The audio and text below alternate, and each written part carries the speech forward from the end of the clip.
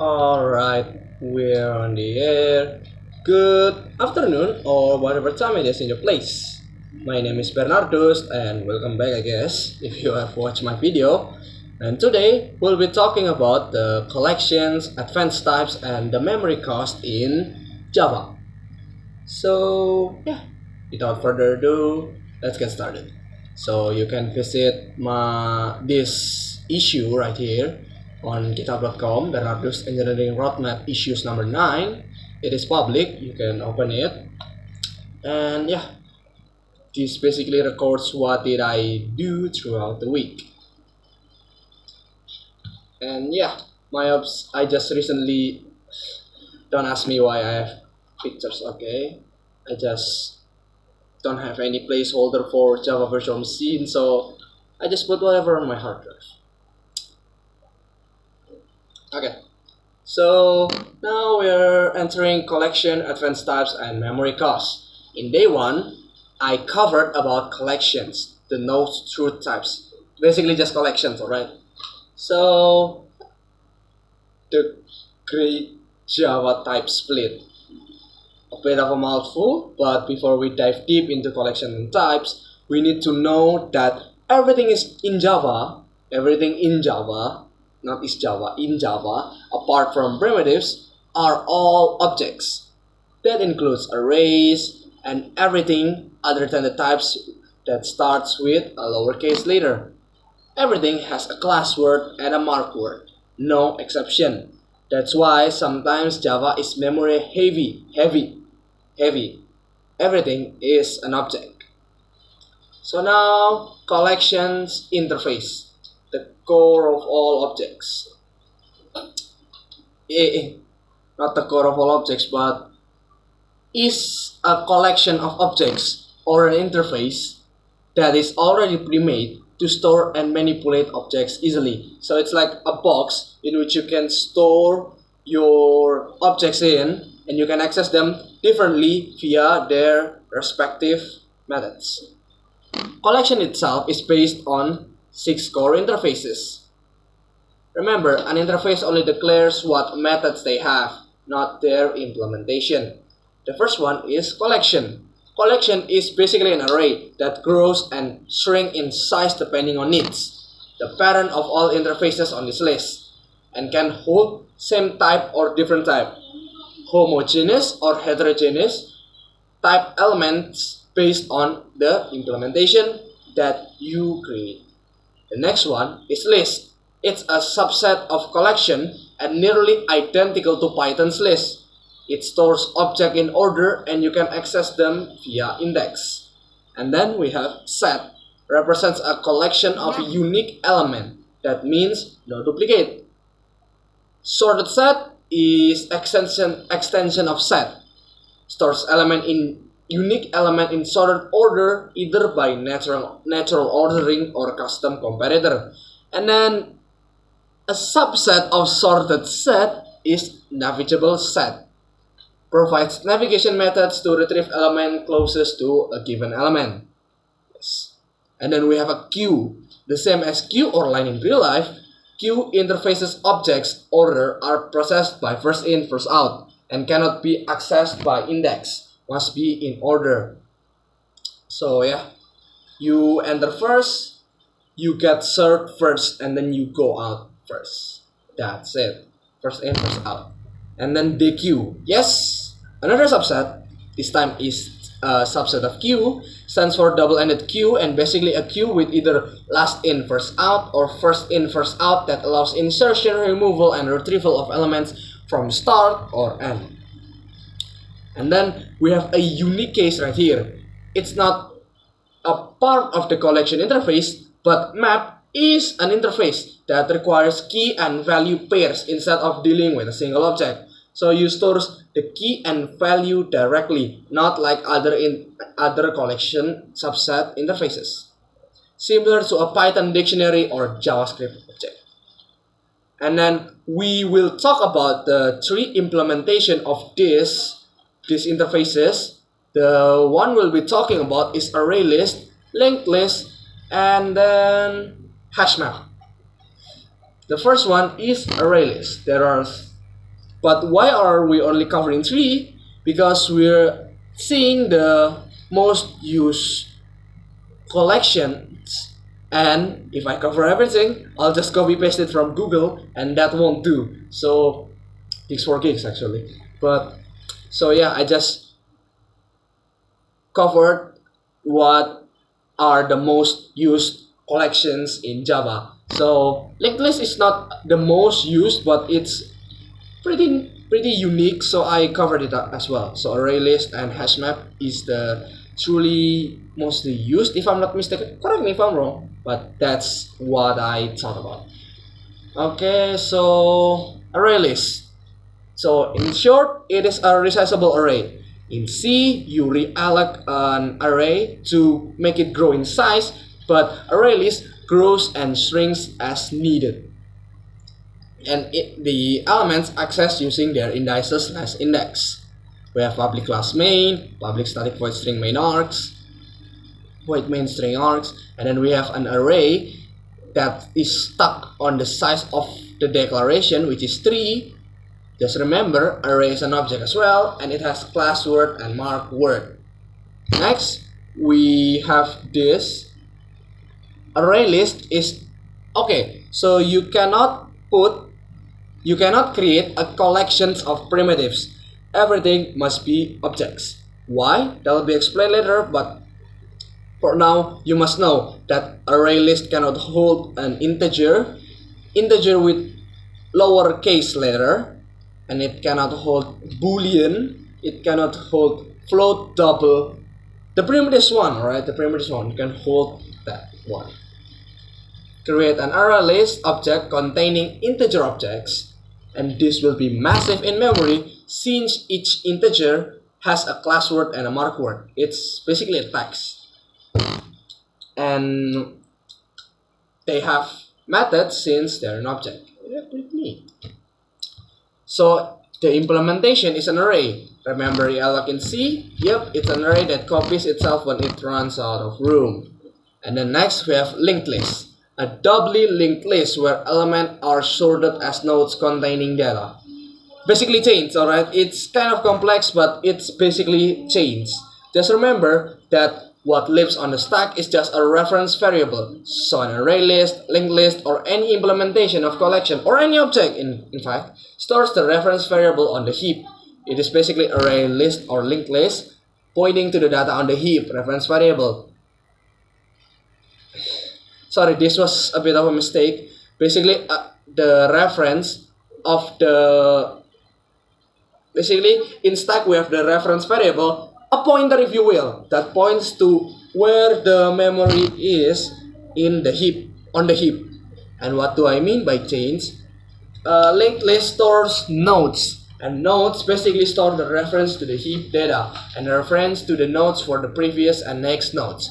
Basically, if you want to go to the 26th string, you need to iterate from index 1 down using the chains, using the next reference until you hit index 26, then with the reference in the node, finally go to where the data lives. It's kind of complicated, but basically remember chains 1 till 26. If you want to go to the 26th, each nodes contain the reference to the previous and next nodes and the reference to the data. So you go from next until you hit 26, and then you have the reference variable there, and you go to where the data lives actually on the heap.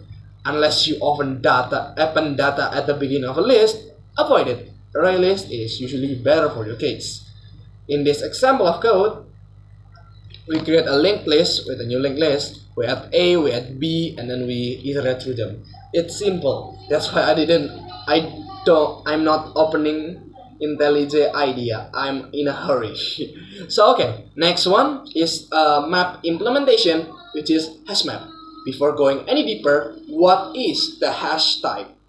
Basically, in an array, you iterate them using pointer arithmetic, which behind the scene, ArrayList uses not us as a programmer, but the Java virtual machine. But for hash, it's different, with O1 lookup time because of hash table. Basically, similar to a page table, it is a massive table per hash that stores where the object is in memory, with keys being pointer. So you call a key, the JVM goes to the hash table, looks up at the key, and inside the same row contains the address where the data lives. Just remember, the key in this type cannot be duplicated, while the value inside the key can be duplicated. So we create a hash map with the key string and value string.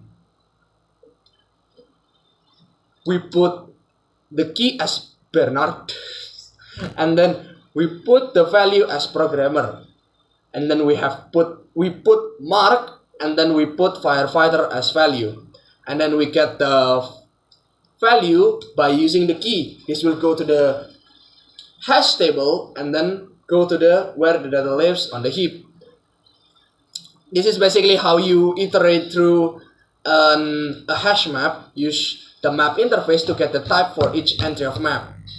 Yes, map.entry, entry map.entry set. Yes, basically prints that one. Yes. Oh, actually one more. Yep, only one more is sufficient. Set implementation use HashMap internally, and each element added is stored as a key with a dummy value. This is concrete inheritance in action with the don't repeat yourself principle. Why write the code twice if you can just put the HashMap inside a HashSet? Just make HashSet a consumer of HashMap. Oh, and also since the value of HashSet is the key of HashMap, no duplicate value, just dot contains and you can continue. So as set, we add this value and will be ignored since it's a duplicate, and then yeah, it just prints once. And then next we enter type erasure and typecasting. Remember, C trusts the programmer and Java doesn't. They put the weight off of your shoulders and put it on your knees. In C, the typecasting is a purely compile time instruction to tell the CPU to stop using the offset map for data A and start using data B for addresses and pointers, pointer arithmetic. The CPU doesn't check anymore, just trust, danger, and a gun up your foot. As previously mentioned in my object-oriented last week, where if you typecast an animal into dog, and usually on the 120th bytes, it has the implementation for bark while animal doesn't have it, and if you call it on the typecasted animal, undefined behavior, segfault. But in Java, casting is a runtime operation. When you dog my animal, the compiler guarantees a specific bytecode instruction. Checkcast. Are you a dog or a child of a dog? Basically an inheritance of dog. There is two types of typecasting. The first one is upcasting. A child can be put inside a parent array. You still remember that one? This is called upcasting, allowing the children to be put alongside the parent's class with their own implementation. It either can be implicit use or explicit. Oh my, there's too many mistake. Sorry. There it can be explicit using dog or implicit because the child objects contain the parent's object, as we discussed in object-oriented programming journey. When you upcast an animal to a dog, sorry, wrong again. When you typecast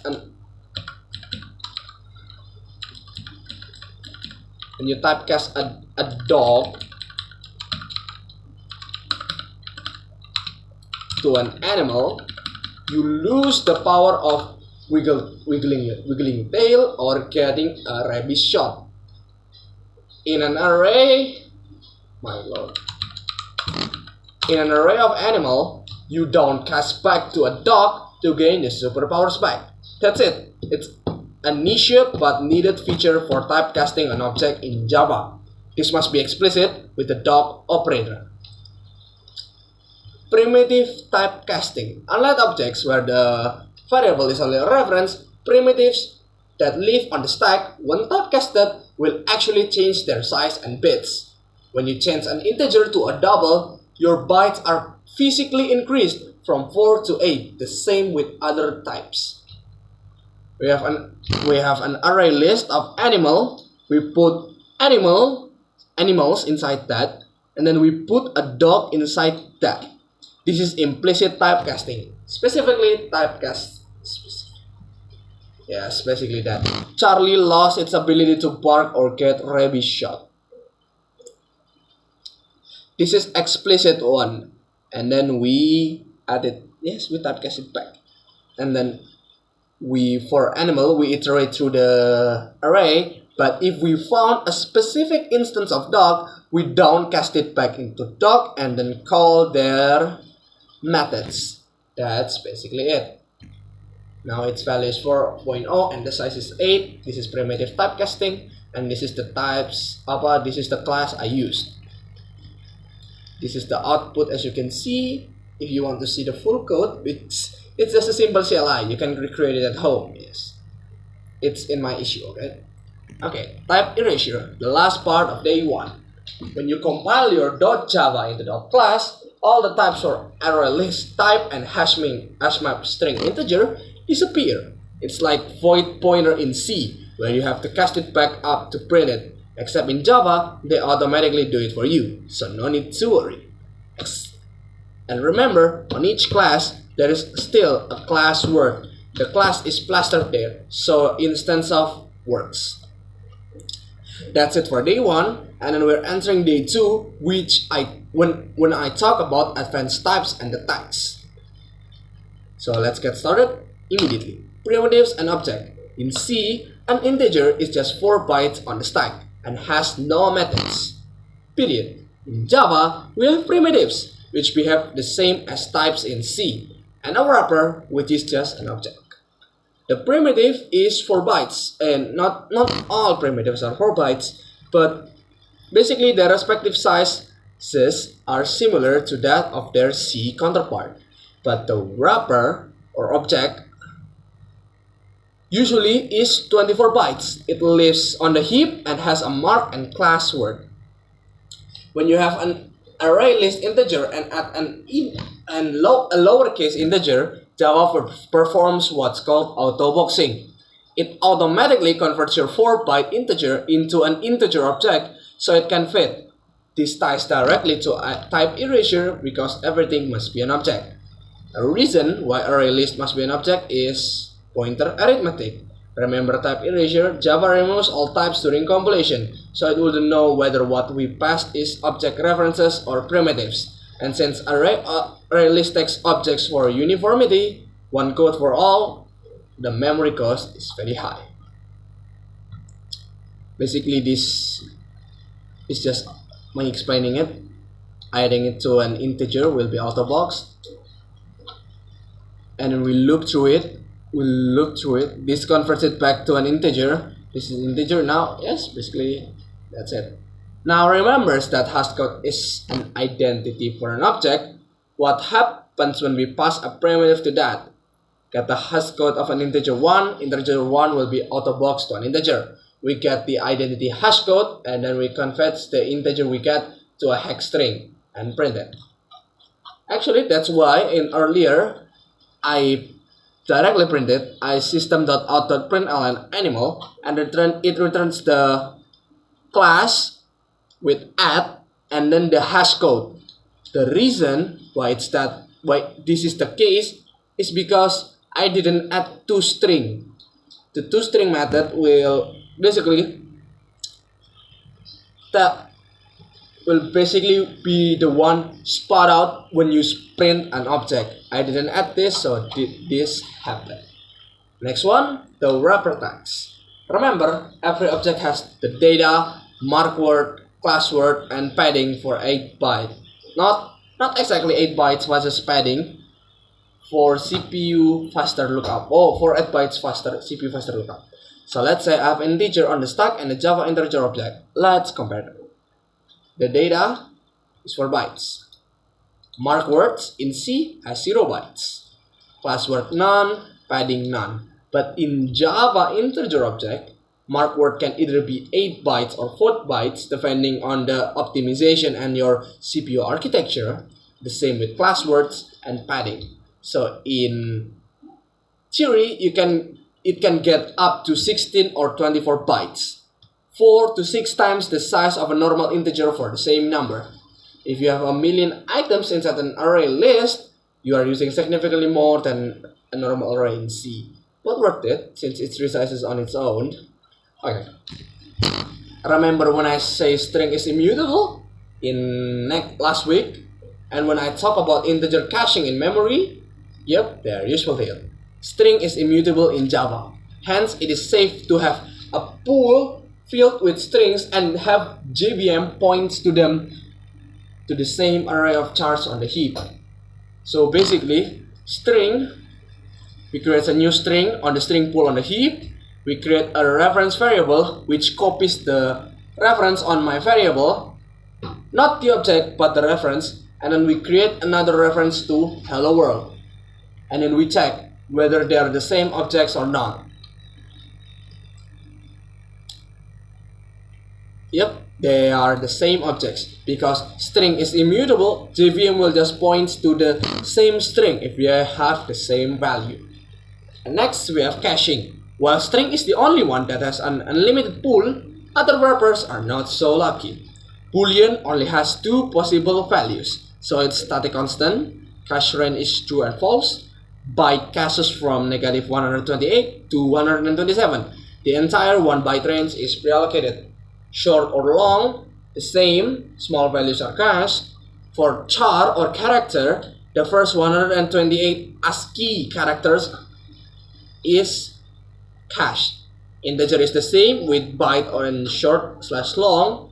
Float and double has no caching. Between 1.0 and 2.0 there are infinite possible, not infinite, but there are too many to even be bothered with. Caching one of those many numbers is logical because the chance of you needing 1.1 is low. Well, string just uses string pool. HashMap style pool table that grows as your program runs. Yep, this is basically me proving everything above. You can see it, but yes, your number is the same. Yes.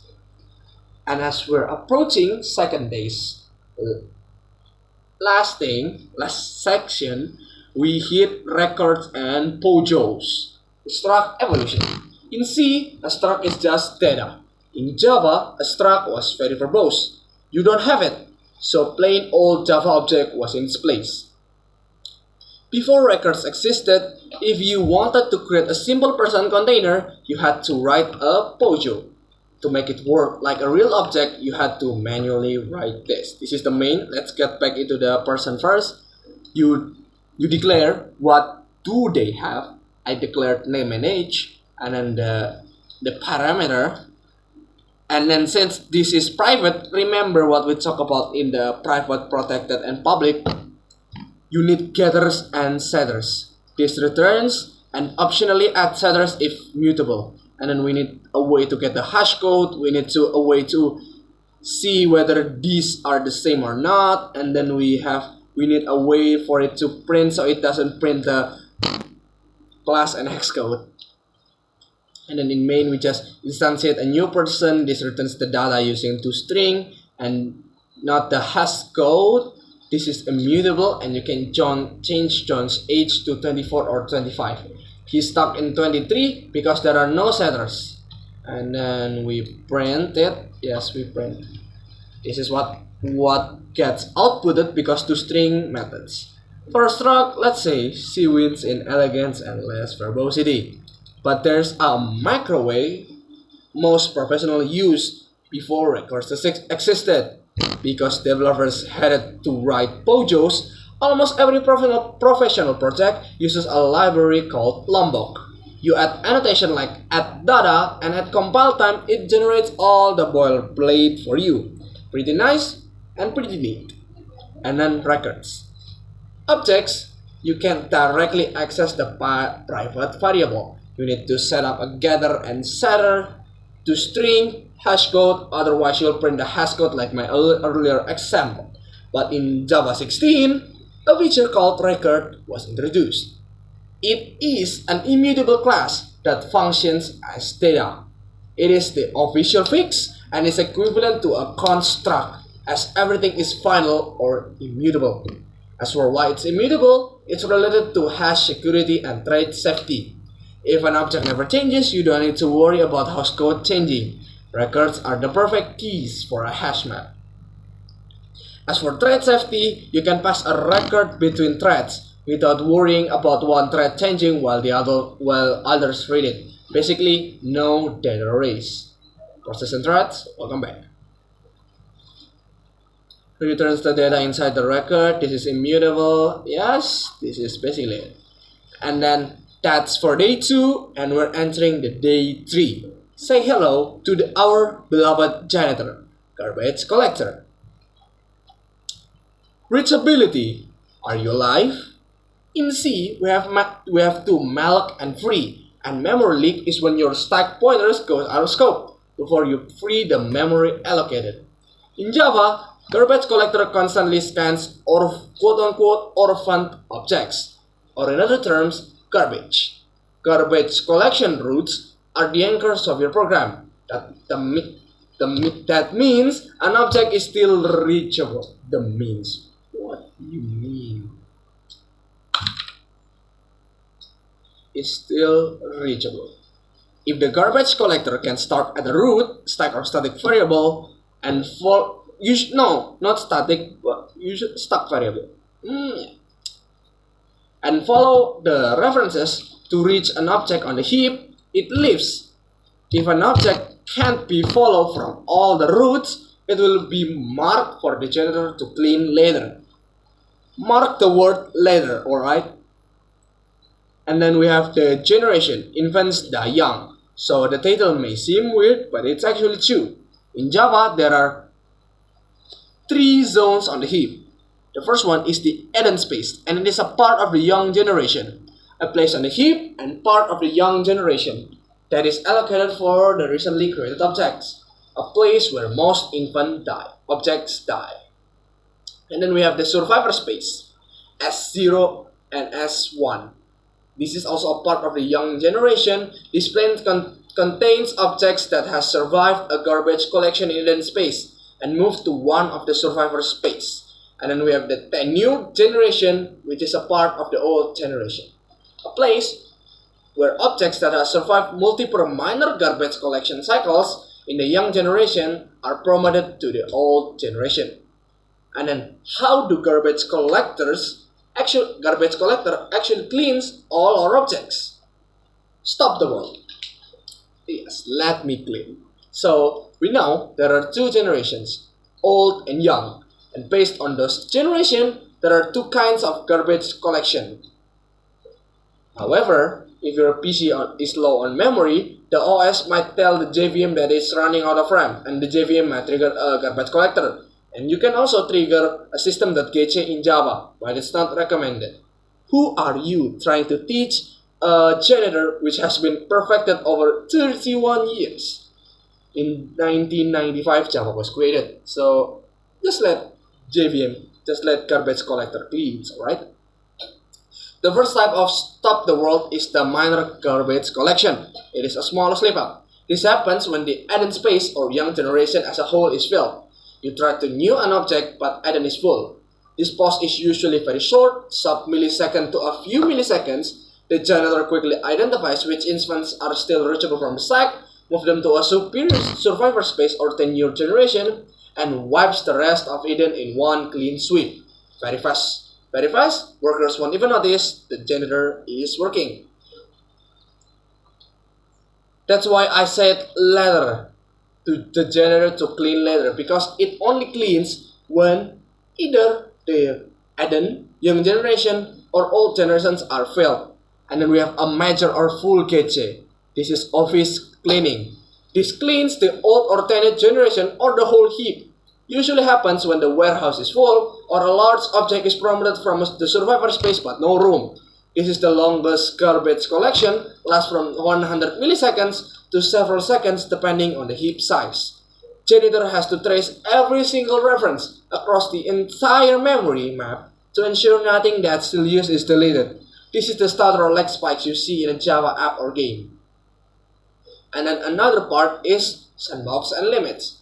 Janitor has its own limits. When you start a Java program, the JVM asks for the OS for specific chunks of memory.